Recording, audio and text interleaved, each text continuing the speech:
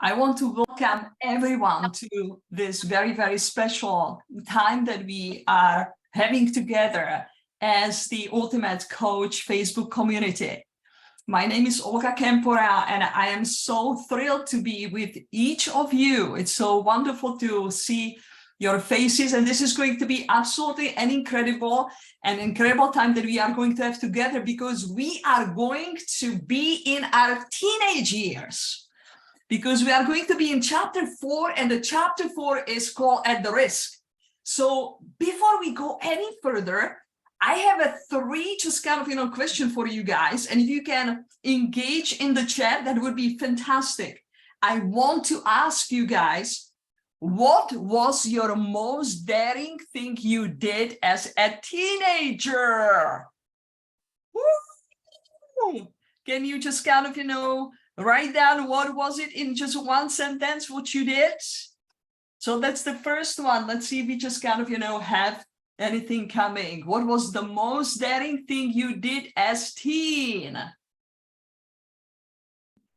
Drinking and driving. Elizabeth, thank you so much for sharing that. Yeah, a lot of people can probably connect to that. I went cow tipping. I don't even know what it is. Angela, she said stealing. What is cow tipping? Never heard of that. Very nice. And we have a couple of smoke joined. IPEC, she says going to a bar during school lunch break and coming back to school tipsy. Telling truth to power to a teacher and almost getting expelled. David, that sounds fantastic. Stealing, drinking, and girls. Wolfgang, lying. Yes, flew down Gravity Hill in Salt Lake with lights out like we were on a roller coaster. Maria Green. Awesome. Yes, keep coming with those. So that was the first question. What was your most daring thing that you did as a teenager? The second question, because we are going to be in our teenage years in the chapter 4, would be, have you ever been called to a principal office as just kind of a teenager, and why? Why? So let's see what we got there. Stealing a Mercedes, okay. Unfortunately, no. IPEC, you are so funny. Unfortunately, no. Yes, for my class clown antics. Danny, yes, I did. No, from this side. So that's Martha. She was not. Good, excellent. Lauren says, yes, I did. You guys are too fast. I cannot read all of those. Principal office, no. For speaking truth to power, a teacher and almost getting expelled. I was reading that. Missing a school. Hi, James. Yes, for wearing a makeup. Those are cool ones. And I have one more, guys, okay, before we go. What was your most favorite TV show as a teenager? What was your most favorite TV show as a teenager? So, Mork and Mindy. Okay, IPEC, awesome. All in the Family. Simpson. Yes. The Monkeys. Saved by the Hill. Dallas, drinking. Wow.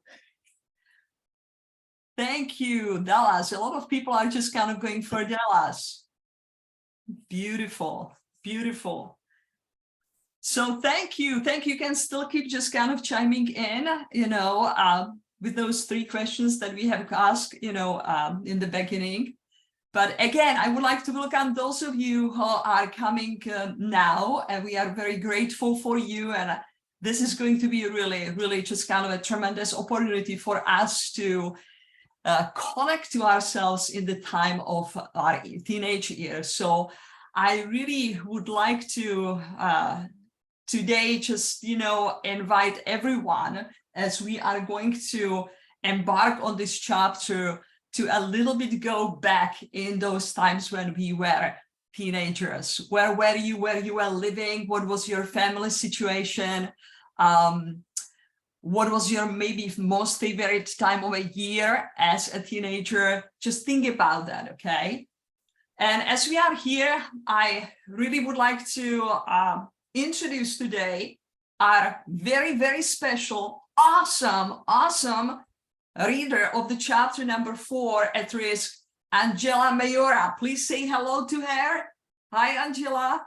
We are so very grateful to be here with you. And I know it's going to be absolutely transformational, when we will be hearing, her reading.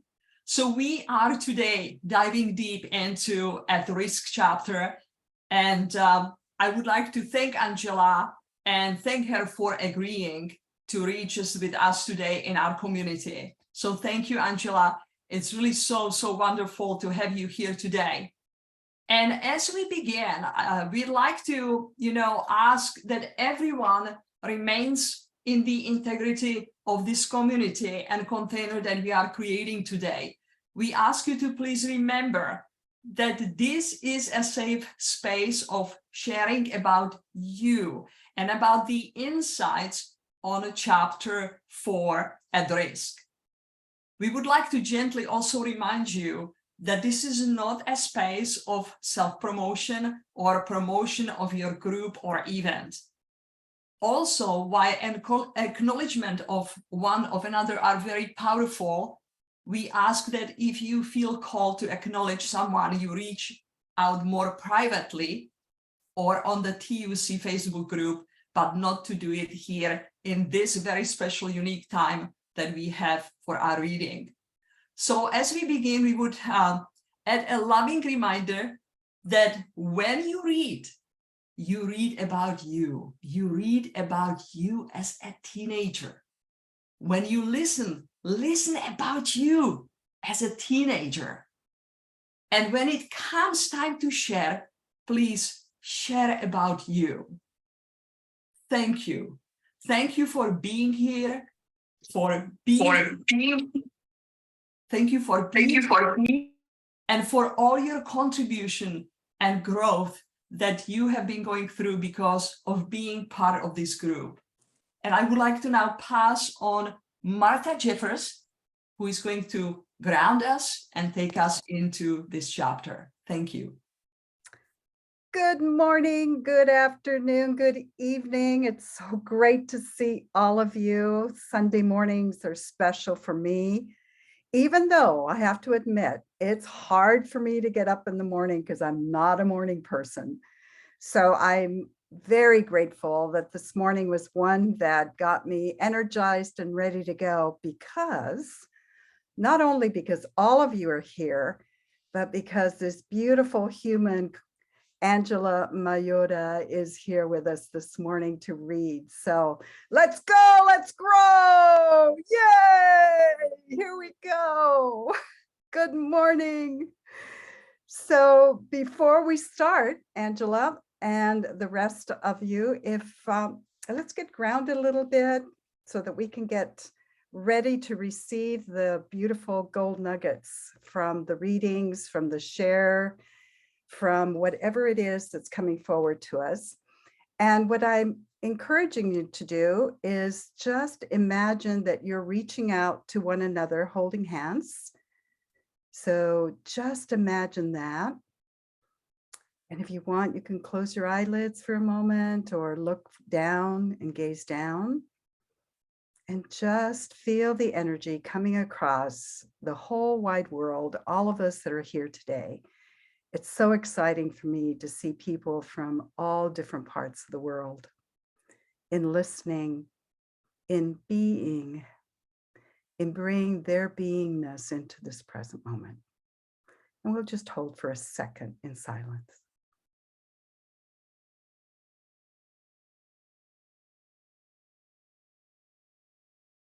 Bringing ourselves into the present moment. Allowing ourselves not to be multitasking, but to be here right now, right here. And if you would take a deep breath in and out and back into the room. Thank you. Thank you for that. All right. So Angela, thank you for being here with us again. It's been such a pleasure meeting you in person. loving you, hugging you, sharing your most beautiful experiences and your enthusiasm for loving service that you are sharing with the world through your practices. So I'm so grateful that you're here. All right, so my first question is there anyone here today that's new, that's present, who is new to our community? And if you are, if you could raise your hand. Anyone? All right, well, it looks like most of us are returnees. All right, wonderful. All right, next question. Who has their book with them? Hello, we have a Chum is new one. I'm sorry, Harry, who? Tell me who. Chum Farm is a new one. Oh, beautiful. Well, From welcome. Vietnam. Welcome. Yeah, hello everyone. Yeah, today it's the first time I join, and thanks Mr. Harry to introduce me to join here. Yeah. Well, welcome to the community. I'm so glad that you are here. Thanks, Harry, for inviting her. Welcome. Beautiful. Yeah, thank you. All right. And can you show me who has their book with them? Anybody? Let's see. All right. So wonderful. With those of you who have their book, if you would like to read the back of the book, would you raise your hand? There's an electronic hand at the bottom of the list. Okay, Renata, did you just raise your hand? Would you like to read the back of the book? Fabulous. All right, and who would like to read the first introduction, the first 2 pages of the book? Lorraine? Fabulous. Okay, so hold on, Renata and Lorraine. Okay. All right, so what we're going to do then is this. If you would, Renata, you will start by reading the back of the book. And then Lorraine, you will follow right after Renata reads her portion. And then Angela, you will read after Lorraine finishes.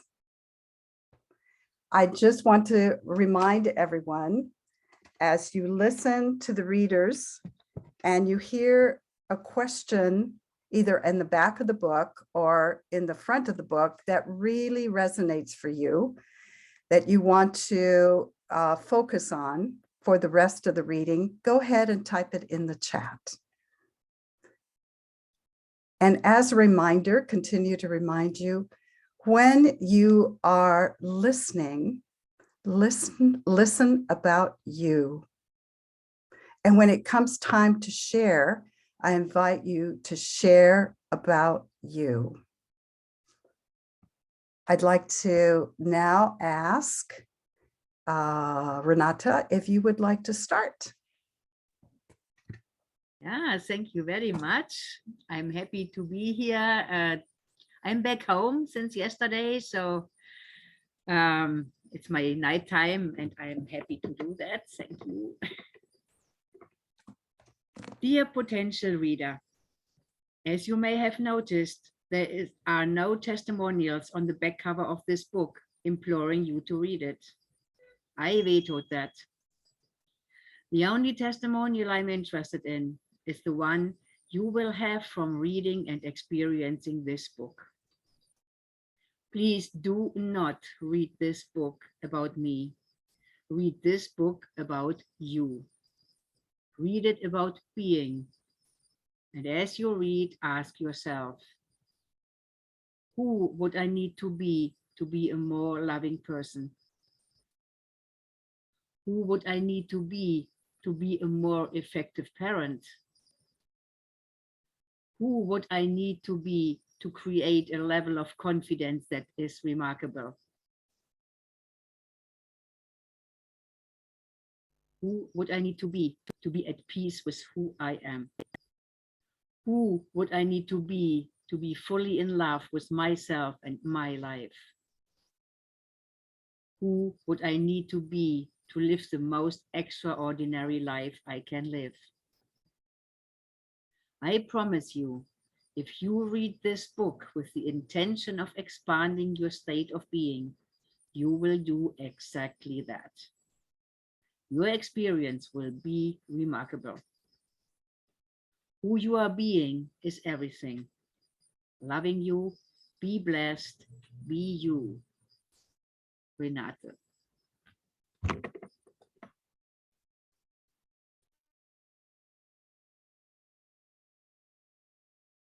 I never wanted to write a book, and I haven't. I never wanted to have a book written about me, but here it is.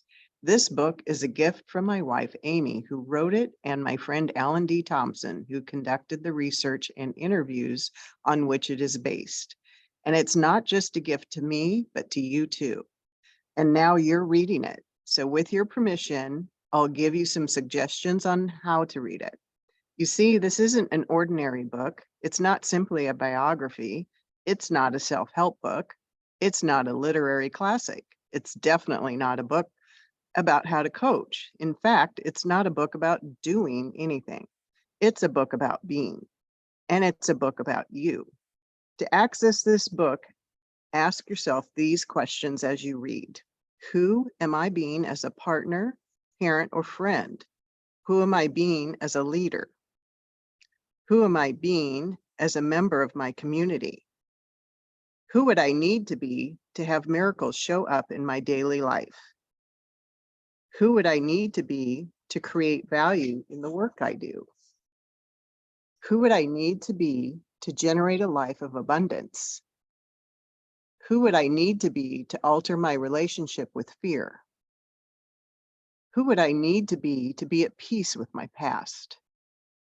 Who would I need to be to step powerfully into my future? Who would I need to be present as a way of being? Who would I need to be to live the most extraordinary life I can live? Who would I need to be to know that my life makes a difference? Who would I need to be fully in love with myself and my life? Who would I need to be to improve my relationships with the most important people in my life? Who would I need to be to read The Ultimate Coach and have a personal breakthrough in being wonderful me? The best part about this book about you, is that it is endless. The story goes on, and it's written by your being. Loving you, be blessed, be you. Steve Hardison. Thank you.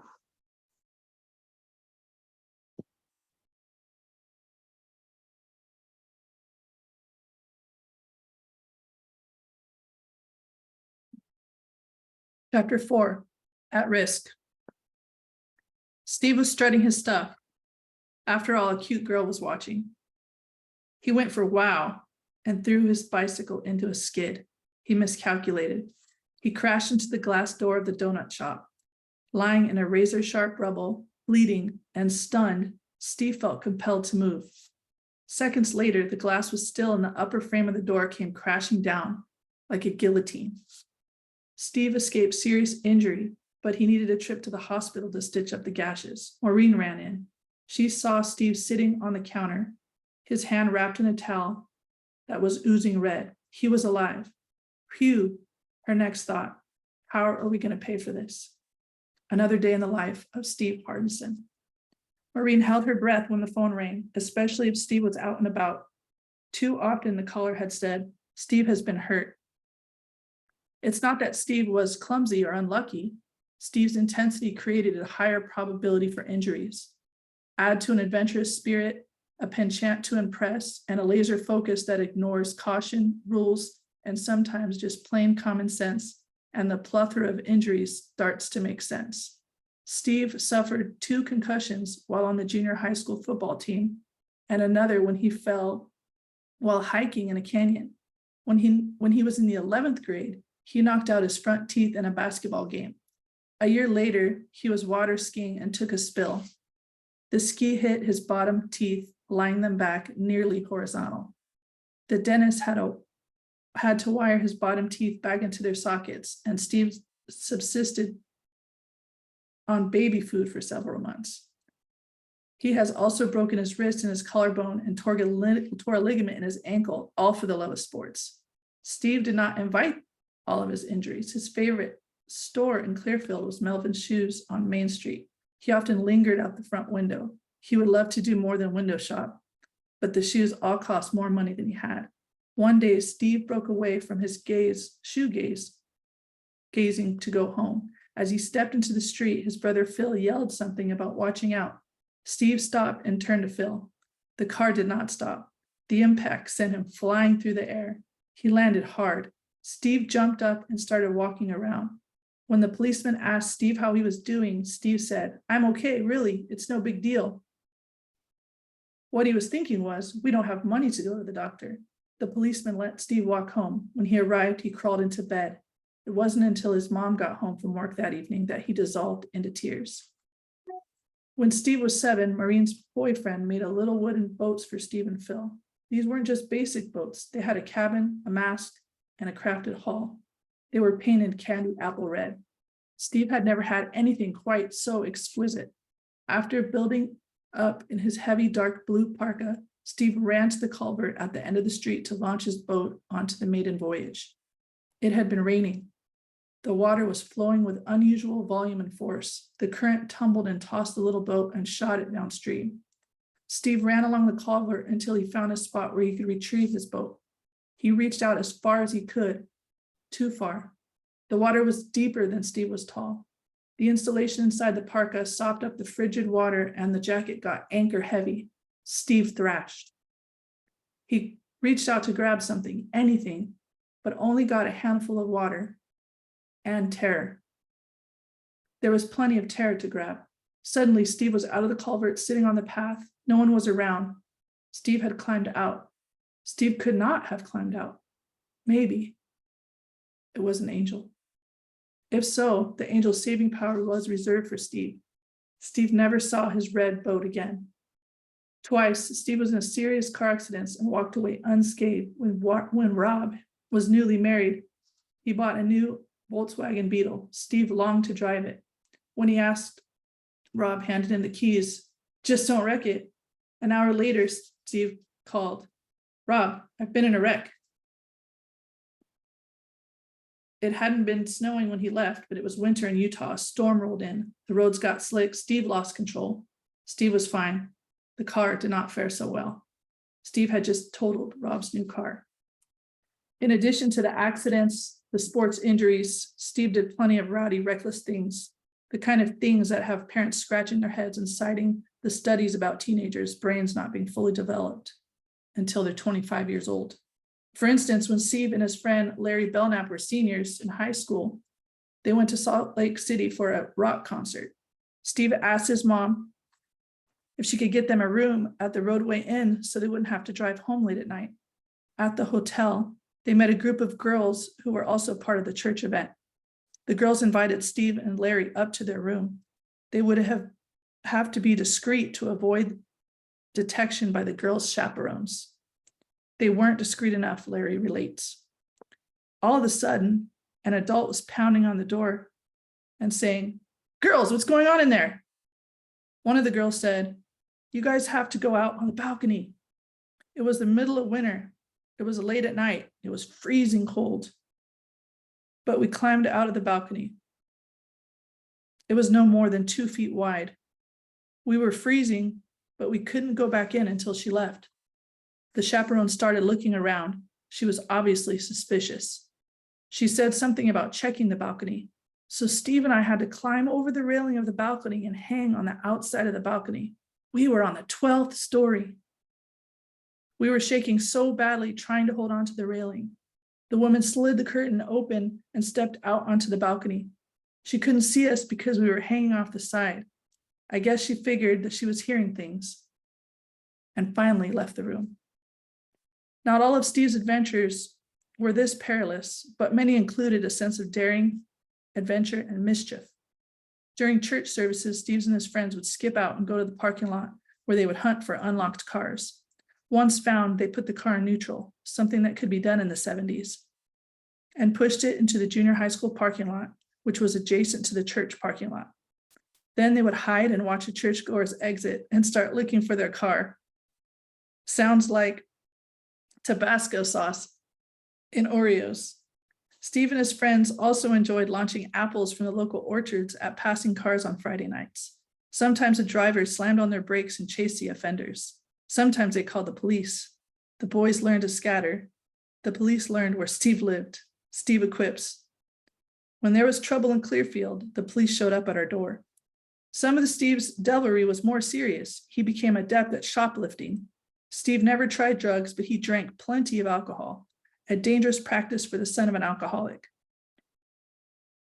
Drinking was typical weekend entertainment for Steve and his friends, not unusual for high school boys, but sometimes they drank before school.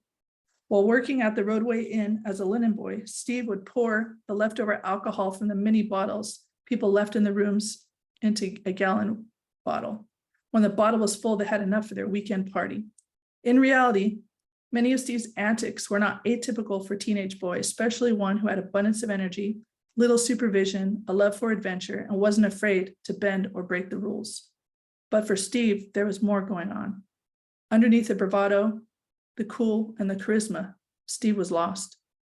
He was uncertain about his future. He was afraid he would never grow. He felt alone. He had several unresolved issues from his childhood that he had suffered down inside. Down to his toes, so far down, he didn't know where they were. So far down that he couldn't see light for another 13 years. But they were still there, messing with Steve, like radiation.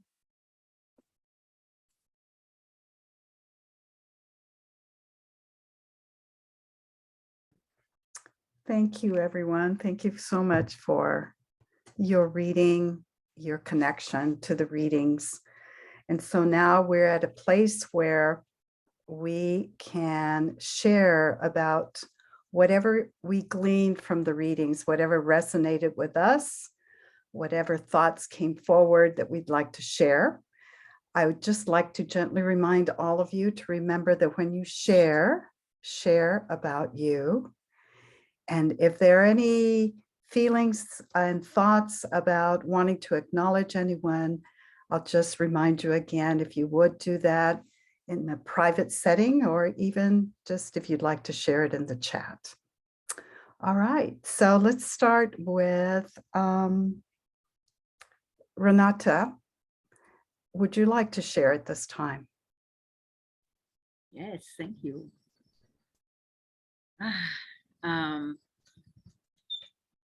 Injuries.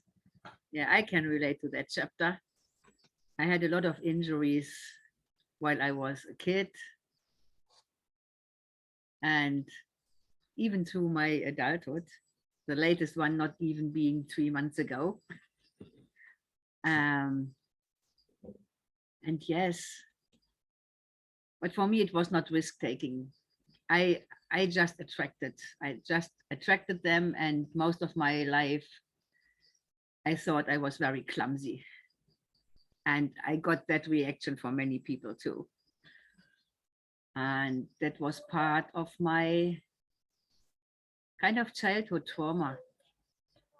I was big for my age. I was bad in sports. I was clumsy. So I was ideal victim for bullying in school. And it took me a long time to overcome that. So a lot of things what I hear and read in the book, and that is for other chapters as well, resonates a lot with me. And probably the biggest thing is the feeling of loneliness and the feeling of not belonging. That was a major feeling during my childhood. And in a lot of situations in my life till recently. And it was funny when it came to the lockdown. then it was so obvious for everybody that we are alone. So for me, that was not a real new feeling. And I got guided to turn online, where I found a lot of good communities with like-minded people. And actually, these communities, they saved my sanity during the lockdown. And that's how I found Wolfgang, and that's how I found you, because Wolfgang invited me to here with the Mumbai after party. That was my first meeting of this lovely group. And the book reading became more and more important for my life. So when I started with chapter 7 in the last round, first I missed a few Thursdays, my Thursday morning, because I had to work, till I eventually said to my boss, I'm not working Thursdays anymore. I have an important call to do. And I will do the same. Now I'm back in Thailand, so it will be the same. No more work on Thursdays. So I can be in all the book readings. So thank you very much. Thank you, Renata. Wow, that's definitely commitment. That's a sign of commitment. And certainly I can hear from your sharing the opportunities that you had growing up and how that has brought you to this place now of such deep commitment with yourself and what you believe in. So thank you so much for sharing. Lorraine, would you like to share? Sure.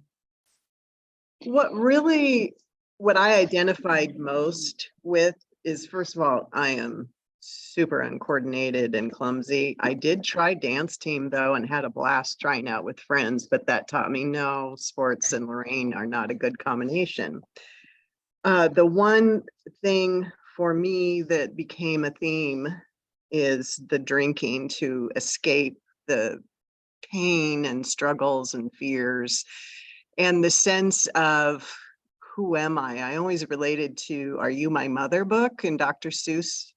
And because I was constantly seeking something outside of me to fix me. I didn't know that was what I was doing at the time, but being able to reflect back, that's what I was doing. So drinking, again, I could relate to Steve's comment, being the daughter of an alcoholic, that was like loading up the gun with bullets and only leaving one chamber empty. But I did it anyway. And part of it is I didn't feel all those uncomfortable feelings when I drank.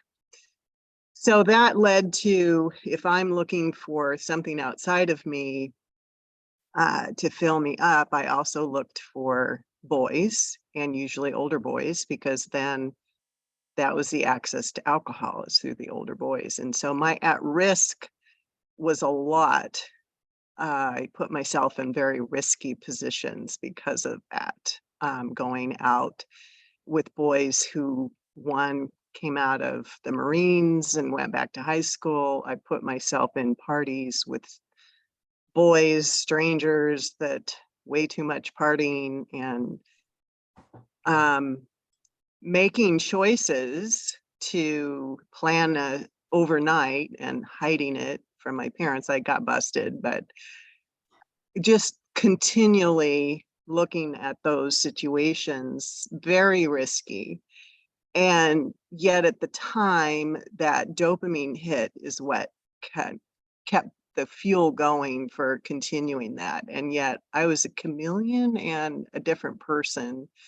At school, everybody perceived me as being the goody two shoes. And it's like, I love to challenge people. It's like, oh, if you only knew who Lorraine really is, including my best friend and locker mate. And there were three of us, the daughter of a reverend who ended up marrying me and my husband, and my best friend who did make it on the dance team and was an awesome person, but they really didn't know me until that person became my roommate. Then she knew me after high school. But boy, the bigger thing that jumped out at me today as I was listening to the reading is the amazing amount of love and grace, unconditional, from God. Through all of that, being protected. Through all of those risky choices, I was being watched over by whatever angels God was sending. They were definitely present in all those situations.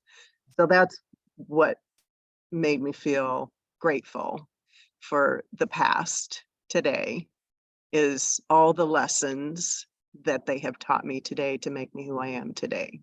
And there were many years I could not say that about my past. How beautiful, Lorraine. Wow. I resonate with the part of you that said how well you hid yourself and how you were one thing at one moment and another thing at another in order to hide, using alcohol to hide who you were, and the beauty that you are today. I just so appreciate you. Thank you for sharing. Angela, would you like to share? Yes, I would, Martha. Thank you. I grew up in San Diego, California. I grew up with a violent alcoholic mother. I grew up in a lot of fear. And the fear got a lot worse when I got taken away from my mom. From 14 to 18, I was in 16 foster homes and 6 high schools in San Diego. And I was just trying to figure it all out, trying to figure out why I was born, like what was going on. Just really felt uncomfortable in my own skin. I had basketball. That was my thing. And that helped me survive. I started playing basketball when I was 10 and I played for the next 30 years. And that was really my out, it was my sacred space, if you will, on the basketball court. And when I was 16 years old, I started drinking alcoholically. I knew exactly what I was doing, and no regrets. It made me who I am today. But I went to that party and I sat there next to the kegger and I thought about it for a long time, about 30 minutes. And I poured my own cup of beer and I sat there and I stared at the beer for 2 minutes. And I knew exactly what was going to happen when I first took that first drink. And I knew that I shouldn't do it, but I did it anyway. And the second I took that first sip, it was on. Like, I found my best friend.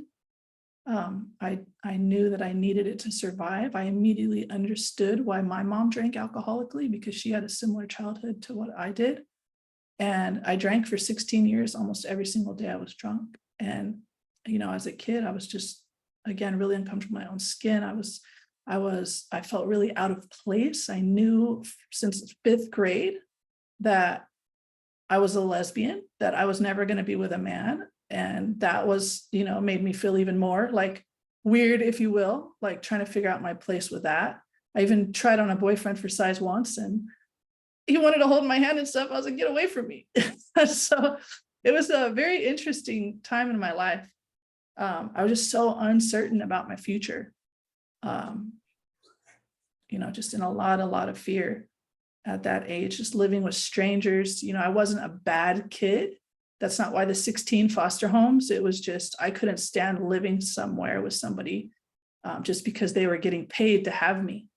And so as soon as I figured out that's why I was there, and they weren't buying me necessities like underwear and toothbrush and those things, I called my social worker, got on the horn and said, let's go. Like, I'm out of here. I knew that I deserved better than that. So that's why I moved around a lot. But I can really relate to this chapter. I just had like this deep-seated, this deep-rooted pain, like beyond, like it felt like beyond my soul. Like, and I just thought for so many years that that's just the way it was going to be. That I just had to figure that out, and I had to live with that. And that's why I drank until one day the alcohol stopped working. But I really love this chapter, and I was so honored to be here with you guys. So thank you for having me, and thank you for listening to me share. Whew. Wow. One day the alcohol stopped working.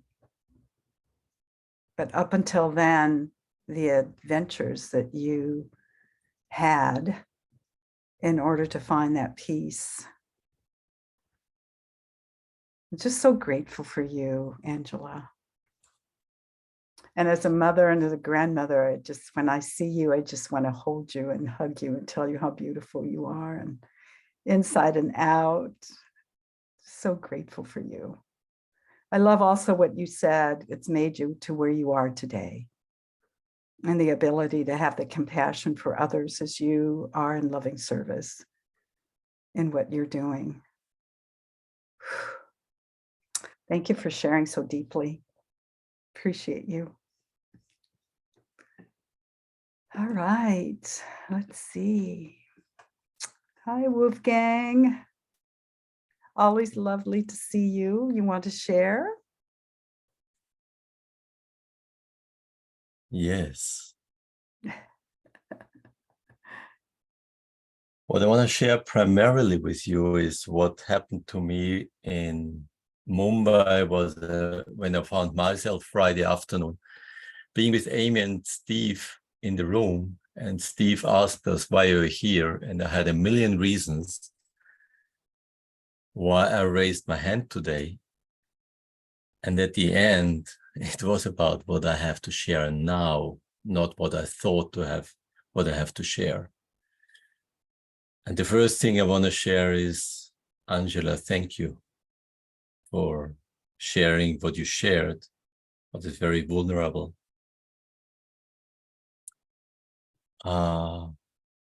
Very human. I read a post today about what does it mean to be human?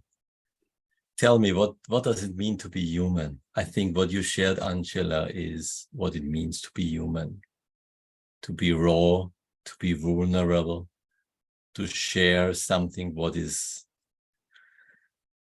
probably not exciting for myself and not something to make something up for others. And everything you shared is probably something in the picture of where I grew up 30 years ago, what was not sexy, like being not liking as a girl boys, and as a boy liking girls, that was not sexy. Being homosexual, like liking a girl like girl, a boy like boy. It was not sexy to say, well, I drink alcohol beyond the measure.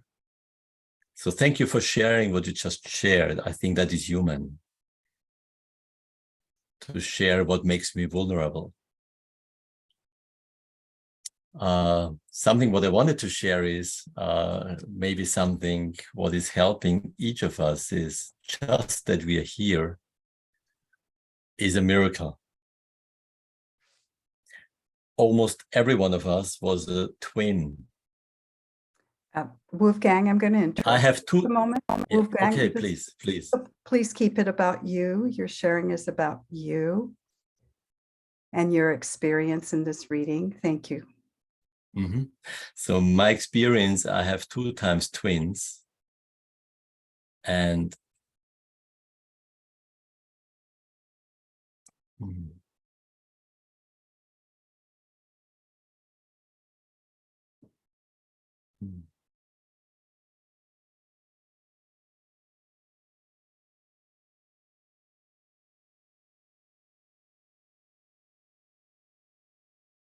people share with me that it's a miracle. You have 2 times twins, 2 boys and 2 daughters.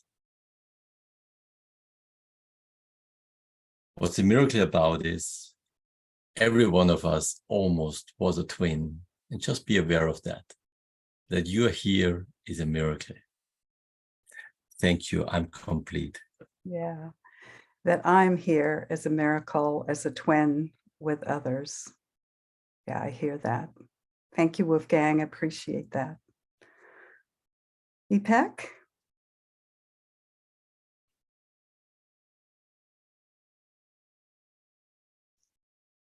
You're muted. You're muted. There you Yes, go. I was trying to unmute. Thank you so much. It's so interesting. The moment Angela started to talk, my computer decided to to shut down. So I missed it, but I will go back and watch it. What I want to share, because while Angela was reading, I was thinking about my teenager years and the most impactful things that happened. And one of them was going through the divorce of my parents. And I was like 16, 17 years old. And I really felt like I am losing everything. I'm losing all my belonging, all my support system, all my safety blanket. And I believe that feeling pushed me toward someone who's not a real, really aligned person to me. But what I lost with my parents, I tried to find there with him.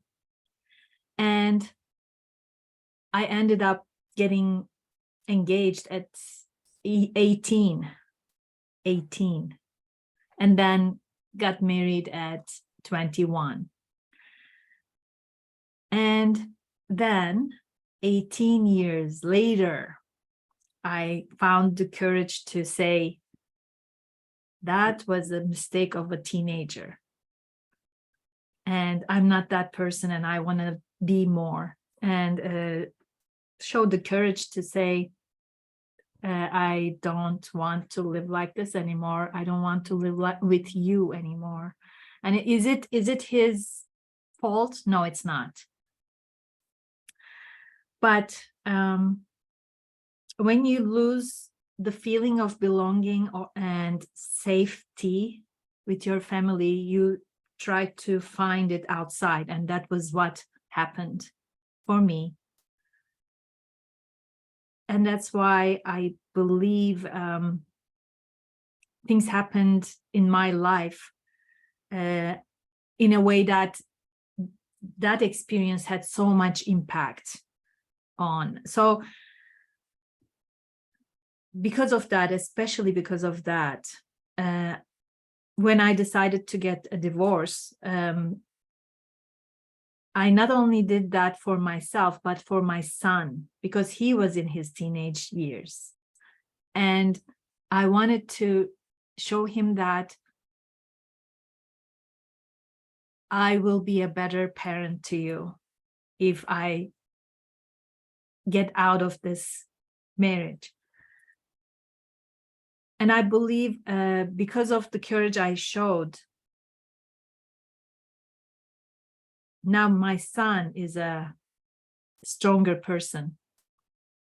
So that's what I wanted to share with you. But one other thing that I want to mention, during my teenage years, the one thing I felt was betrayal. I was betrayed by my friends. I was betrayed by my parents.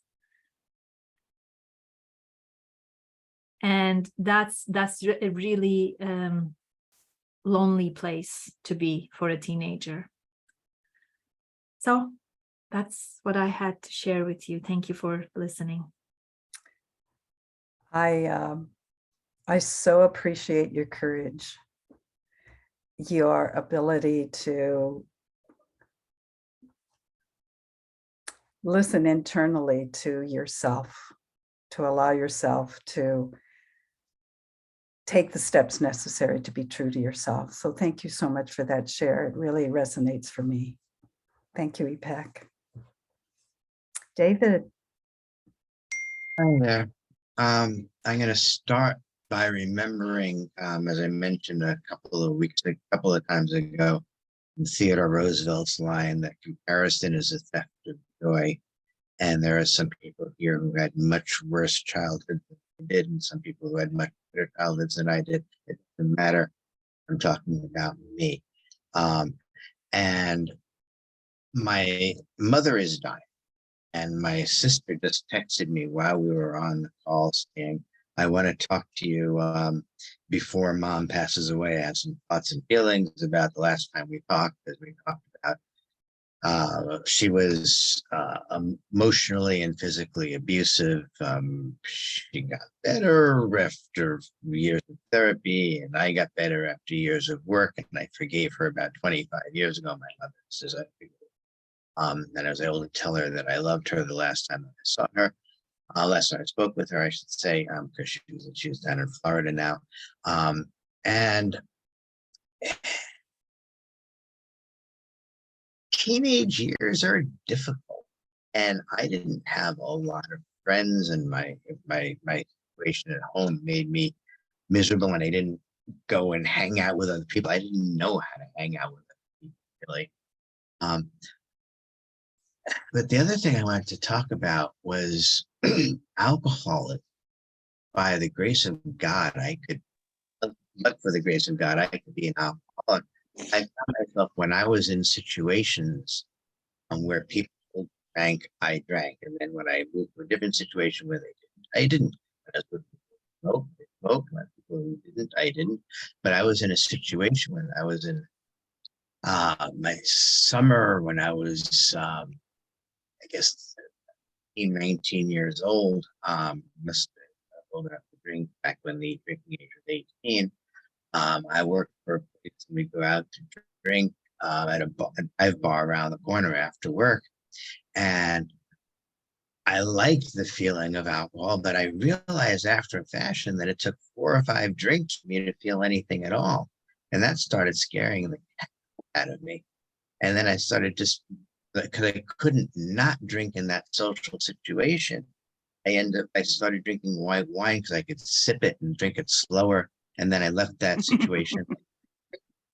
But every so often I'd be in a situation, and then, I'd be drinking like once, and I would, with dinner, we'd have a couple of drinks. And after a while, a couple of drinks doesn't do it for me anymore. And I don't drink very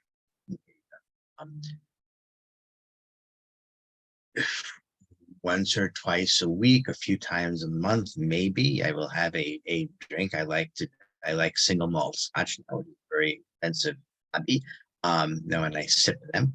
But there was a time where I could very well have been an alcoholic had I stayed in that situation, that somehow I didn't, and I was able to modulate it. But I know a lot of people who can't. And it's, I feel for that, but talking for me, because this is what we're supposed to do, is, my mother is here for another week or 2 or a month, maybe 2 months. I'll be talking to my sister later on today about the stories that we had in different ways that she related to my sister differently than she related to me, and differently to my brother than she did to me. And I had a friend of mine who was, your mother is you're a battered child, you should get some help. And I said, I don't know. I didn't know what that was. But childhood is difficult. And my mother used to say, we try not to make the same mistakes that our parents made, so we make different ones. And when my youngest was born, with my oldest was 19, and my next was 15, and then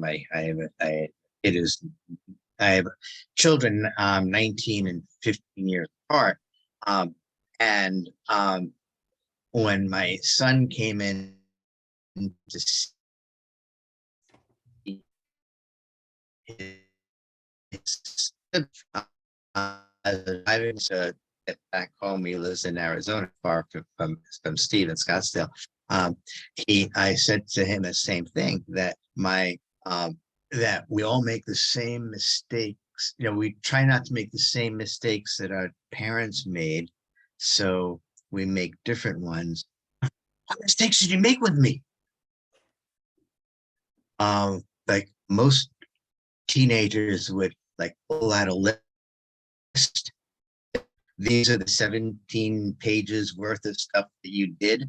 The fact that my son couldn't think of a mistake that I made with him, just like, I must have done something right, did something different than my parents, did something different than my mom, which was very good, very, but I did make mistakes with him, and that I was a little bit too lenient when my mother was a bit strict in some ways. But I mean, there was something like I struggled to tell him something that I didn't make you eat your vegetables, I mean, things like that.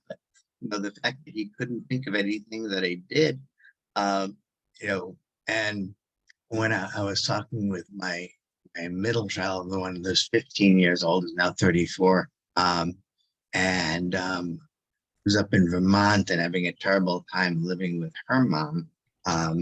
And I was trying, I couldn't tell her what to do. She was in a crisis, because I tell her what to do, so say no, that. So I couldn't tell her what to do. I could make suggestions, and if I made suggestions, you may or may not take that. But I'm talking with her, and it's a very tenuous thing, because I'm 300 miles away on a phone that she could hang up at a moment's notice. And about an hour into it, she goes, "You know what I like about you, Dad?"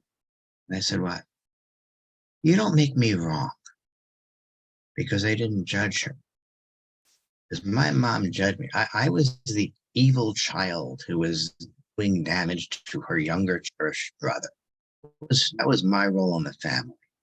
I was made to feel like there was something wrong with me. I was evil. I was bad. I was bad. That was the David, yes. I'm just going to interrupt you just for a second. Number one, you've been fading in and out, so it's been a little bit difficult to follow just the last few words.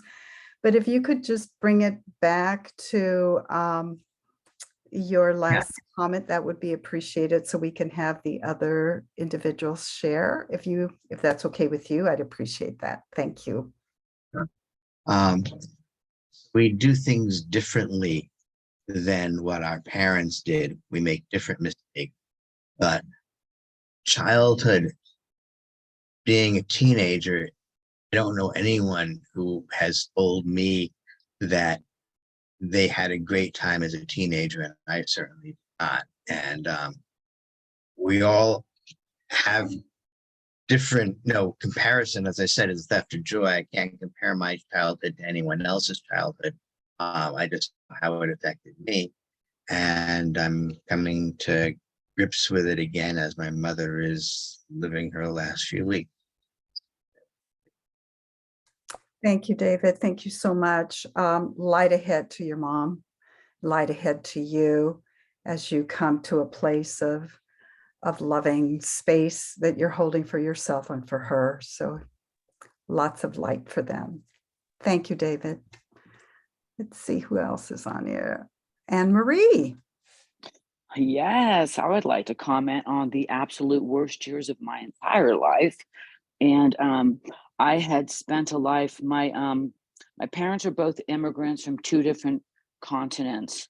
My father was from England and continuously told us as children, "I wish I never would have left England and had you for."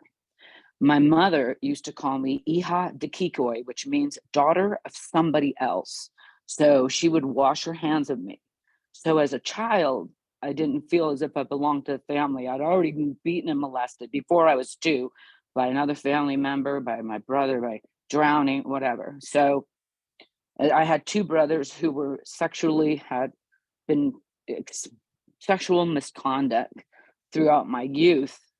And when I became a teenager at 13, my oldest brother, who was one of the greatest people I loved, who was also molesting me, went off to college. And I remember that was the first time I tried committing suicide because I was stuck in this dysfunctional house with nobody. Now, the golden child in our family, everybody wants to be like the golden child because the sun shines out of their ass and there's nothing they can do wrong. He would commit crimes and he wouldn't even get his hand slapped. We weren't allowed to have pets, and yet he always got to have a pet. And he was a drug addict. And so me and my little brother wanted to be drug addicts also. We wanted to be like him. And in San Francisco, cocaine was big, and we were in Catholic school, and it was sold by the mafia, and the mafia is Catholic. And so the Catholic schools in San Francisco in the 1980s were full of cocaine. And if you couldn't get it from the Italians, you got it from the Irish, because they were the cops and they had access to the evidence rooms at the police stations. My low self-worth led to a lot of promiscuity. The drug use and the abuse and led to a lot of rape, like being drugged and gang raped and having no feeling in my whole body but shame and disgust and just feeling tears. That's all I can feel. I was drugged so badly by a drug dealer to be offered to all of his friends. That was my teen years.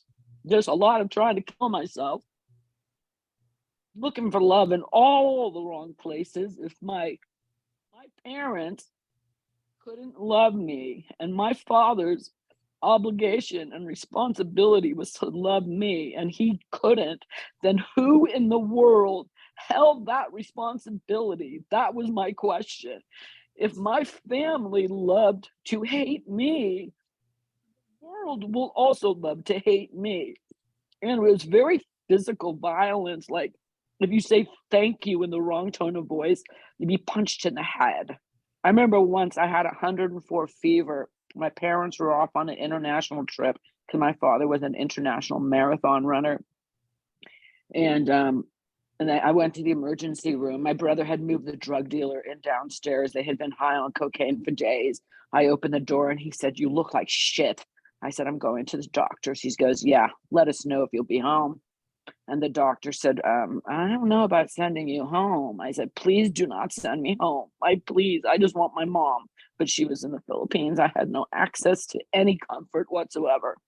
And I was sent home to take care of myself, really sick, all alone all day. And all I wanted was a popsicle all day long. And my brothers came home. I said, "Please, somebody, please. The store is 2 blocks away. Can somebody get me a popsicle?" And he said, "No, because we are going to the gym and we will be back in 3 hours and you can have juice." And I didn't want juice. And in my frustration, I knocked the juice out of his hand and he punched me right in the brow bone. And on top of a 104-degree fever, I now had 2 black eyes. And this is the kind of stuff I went to school with, right? I woke up crying. I went to school crying. I cried during meals. I never knew when somebody was going to punch me in the head. And people say, like, get over your past. Well, I left my home. I tried running away. My father threatened to kill himself if I did. I was his only daughter. And I left my home through marriage. And I married a man who loved and admired and honored me every day as if I was brand new. I was a priority to him like you wouldn't believe. Till now when we're getting divorced. But how can you get over your past? Well, you do until it creeps up, right? Like you get molested at 2 or 8, or my aunt told me I gave her cancer when I was 11, it's like, and then all of a sudden somebody else gets cancer and you're an adult and you go, "Oh my God, I have this memory." Or I look at my grandson at 2 years old and I go, "Oh my God, he's so innocent. Who can rape a baby like that?" Like, oh my God, who does that kind of stuff? Like, who does that kind of stuff? So the memories can get lost. And suddenly they get found like a leftover Easter egg that gets found a year later. It's like, this is so gross. The stench is killing me. And I went home to my dad. I lived 40 years, a decent life. And I just went home to my dad dying 3 years ago. And all my past is back. It's like it's right here, and it's not my past, it's my present, and it's my future. Like I'm 13 years old, and I just want to die. Just even this morning, I just said, I can't take this anymore. I do not know why I was born. I cannot see. I don't know. I can't see. It's very dark. I wasn't safe as a child right now. Things are really bearing down on me. I do not feel safe in the world right now. And the only thing saving me are you. Are you. You are my, TUC is my antidepressant.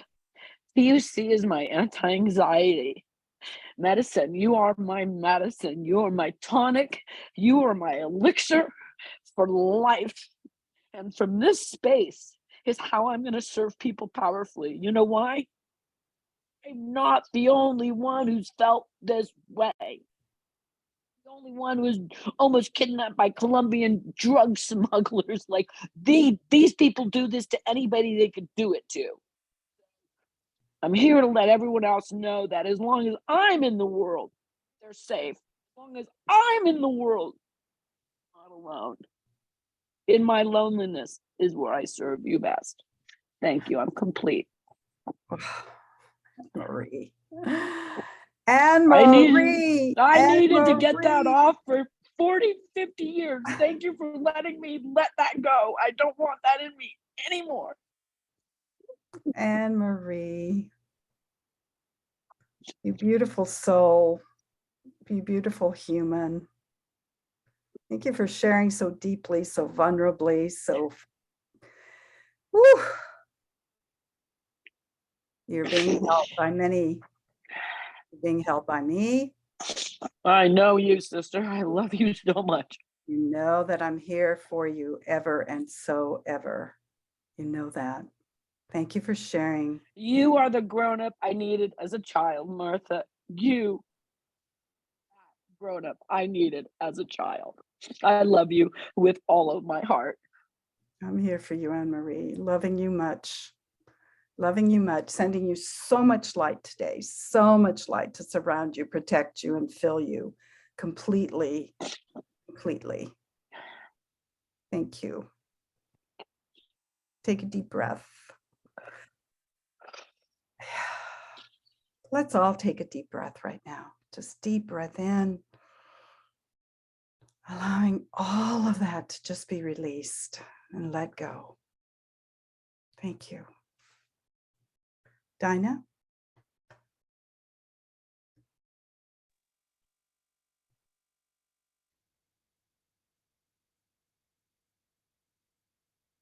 Hard to follow that. So I know we're not supposed to acknowledge people. I just want to acknowledge Anne-Marie. And by your acknowledging Anne-Marie, you're acknowledging yourself, Dinah. So thank you for sharing about you.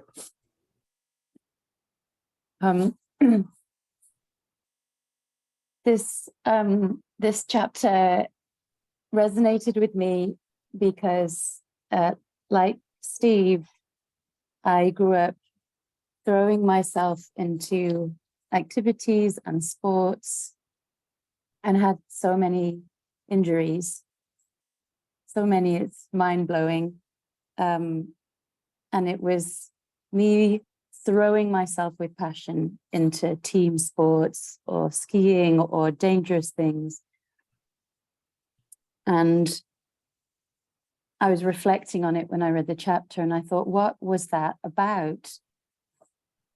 And I am a highly sensitive person, very passionate, very sensitive, very empathic.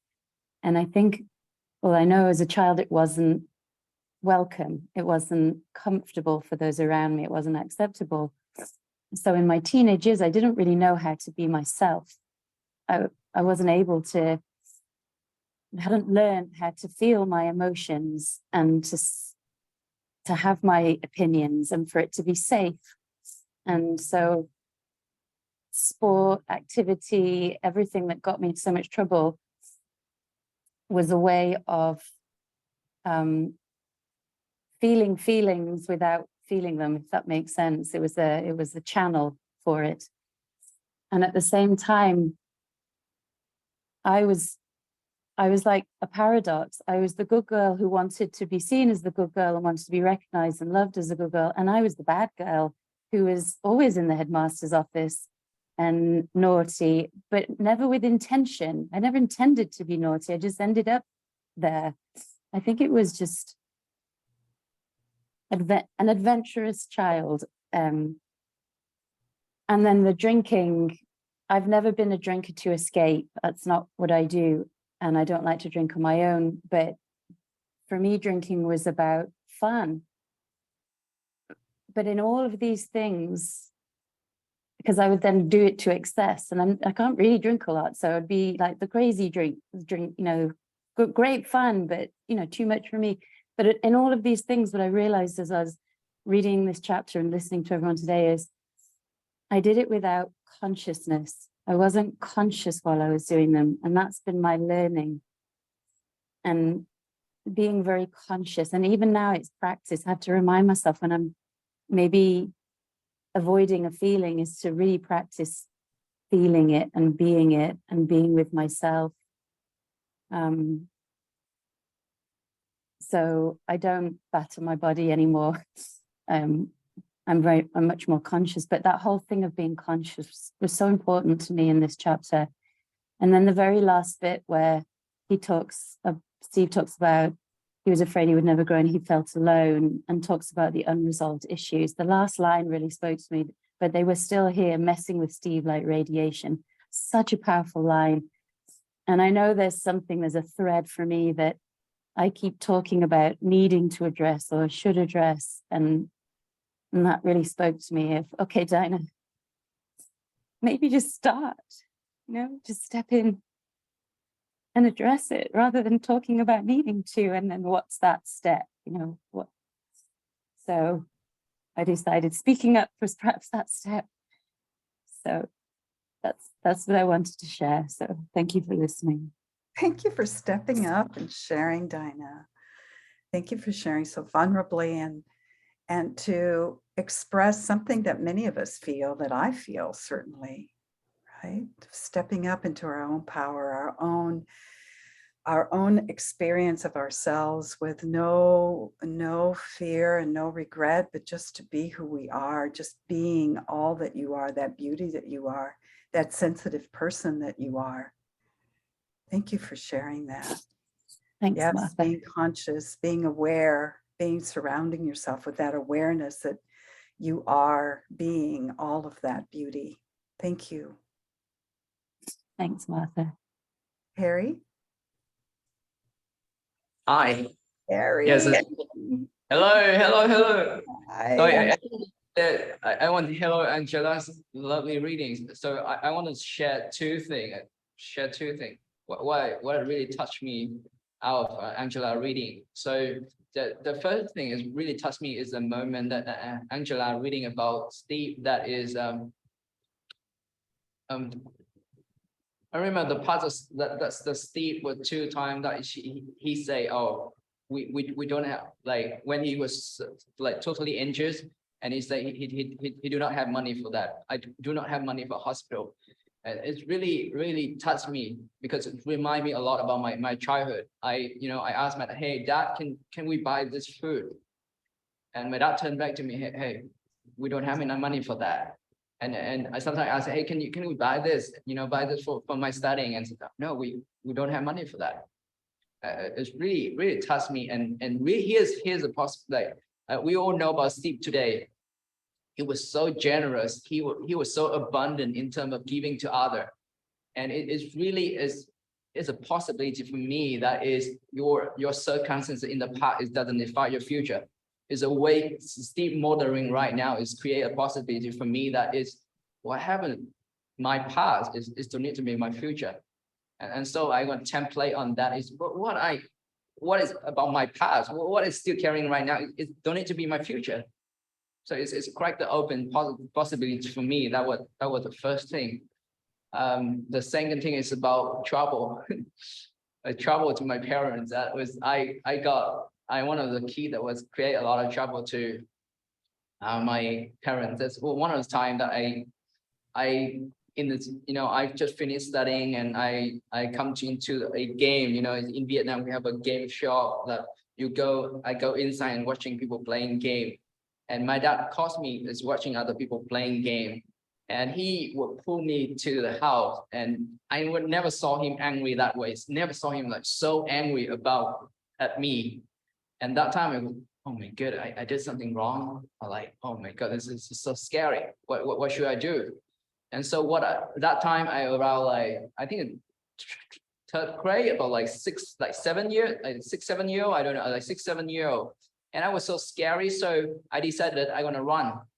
So I want to work. I need to go. So I went back to my hometown, which is my hometown was from my house to my hometown about 20 kilometers away, or 22, 25. I don't know. I just go, just run.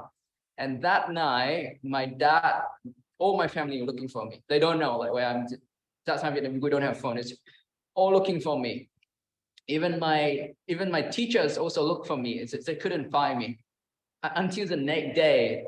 Somehow they because I went back to the hometown. Somehow they call back to the hometown and we are looking for the kid and he here, he here. And so they called me and I got back and I was still so scared. I was so scared with my dad looking at me. I was so scared. Oh, he gonna prank me. He gonna punish me. And get what? The first thing that he said to me is, "Thank God you are safe. Thank God you are safe." And that really is of love. I was so it's all struggle what I create. He like big punishments waiting. Just say, "Thank God you're safe," and he come and hug me. That's all I share. Thank you. I'm totally complete. Thank you, Harry. Thank you so much. I can just see you running. I know that feeling of running as fast as you can to get away from anything that's going to hurt. That incident. Wow. And here you were received with an open heart and an open arms. How beautiful. And that's who you are, Harry. It's who you are, this beautiful heart. Thank you so much for sharing today and for being here and for bringing your friend with you. Thank you. Tanya? Thank you, Martha. Thank you, everyone, for your beautiful shares. In thinking about me and thinking back to my high school years, at the age of 15, I injured my knee and wound up having a complete knee reconstruction. But on the night that I actually injured my knee, our home was broken into and I woke up to a burglar sexually assaulting me. And so in this part of the chapter where it says, as I read about me, she was uncertain about her future. She was afraid she would never grow. She felt alone.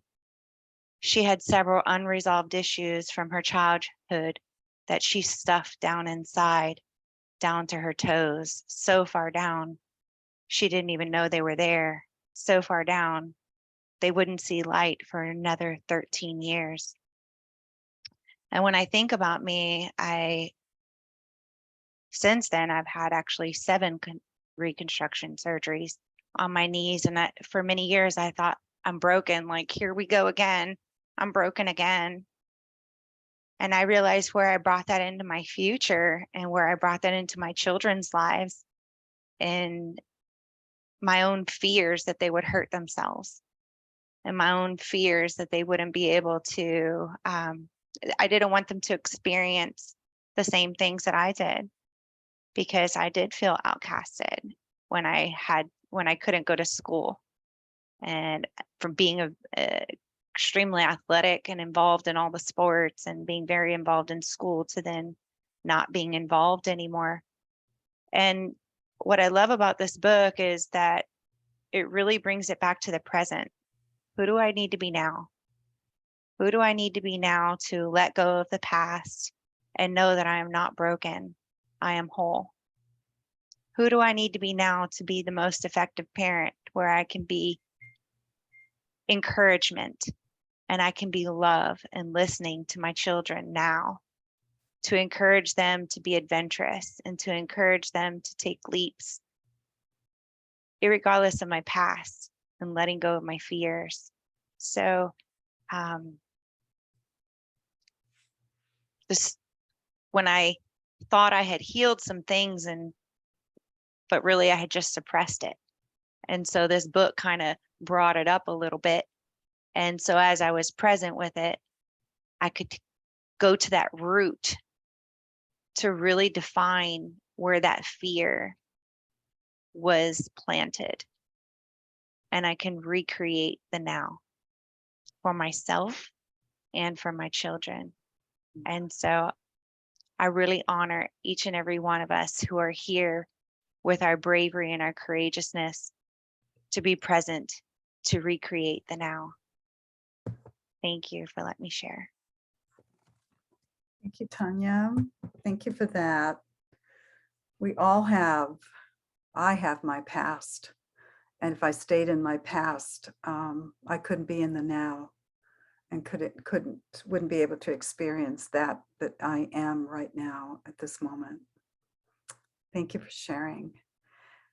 I'll just add a bit to this. I'd like to share from my perspective. The part that really touched me was the part where Steve was in the water and was scooped out when he was looking for his boat, and he was scooped out and nobody was around. I'm reminded of the time that my 4 siblings and I, my mother and my father, came down with what's called, back then it was called the Asian flu, which was just as horrific as the flus that we know now. And all 7 of us were in bed with high fevers, with no ability to have, no ability to go out and get food or go to the doctor or any of that. And I remember waking up and listening to my mother weeping because she didn't know how she was going to feed us or how she was going to get the medication for us, because she and my dad were so sick.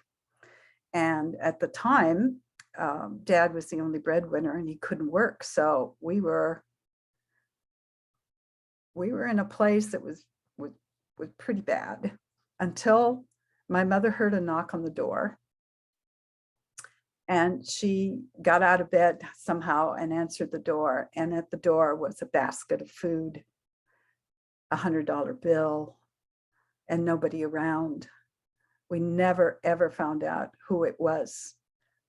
And so for me, just listening to that part of the story just reminds me of the miracles that could happen to us if we allow them, if we see them, if I see them, the small miracles that happen every day.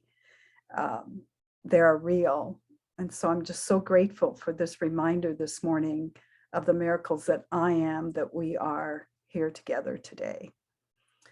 Thank you so much, everyone, for your deep, deep, deep, deep sharing.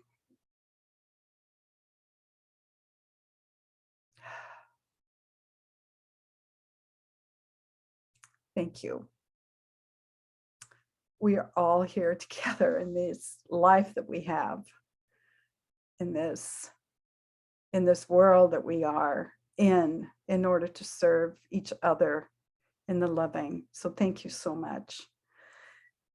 With that, I'll pass it on to Irene to take us home. Irene.